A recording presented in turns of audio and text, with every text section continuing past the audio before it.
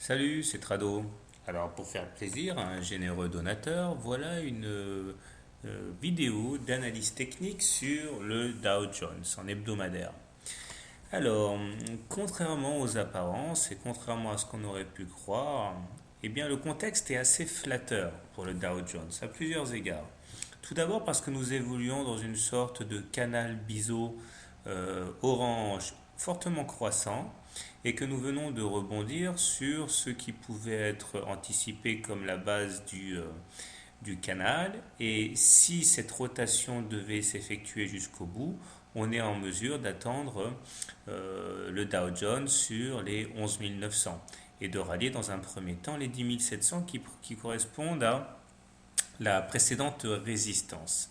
Nous avons également une moyenne mobile à 20 semaines qui est clairement croissante et nous sommes en train de clôturer au-dessus de cette moyenne mobile à 20 semaines, ce qui au regard des systèmes de trading les plus simples suffisent à affirmer que la tendance est haussière.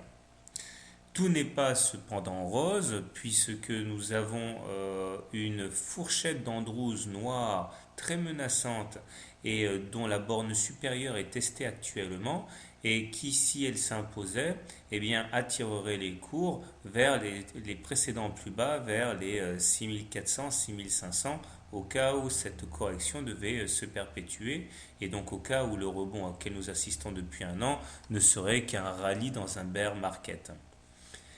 Également, chose positive, nous voyons que le super trend ici a accueilli et supporté les cours il y a 3 semaines et que c'est à partir de ces plus bas que nous avons initié le rebond actuel.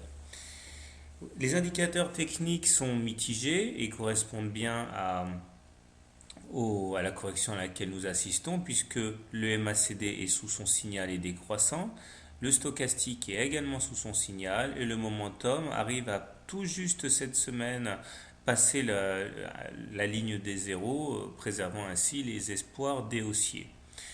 J'ai tracé les ratios de Fibonacci et on voit que le niveau de retracement des 23,6% n'a pas encore été rallié.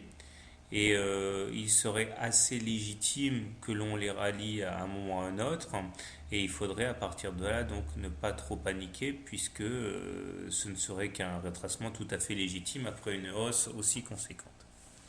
Donc pour faire simple, techniquement c'est vraiment pas mauvais, ok, et graphiquement c'est pas mauvais non plus. Donc tous ceux qui prévoient un effondrement du Dow Jones ont peut-être raison sur des critères fondamentaux, mais au niveau de l'analyse technique, eh bien, il reste à franchir cette médiane, cette fourchette d'Andrews noire pour se remettre dans le droit chemin.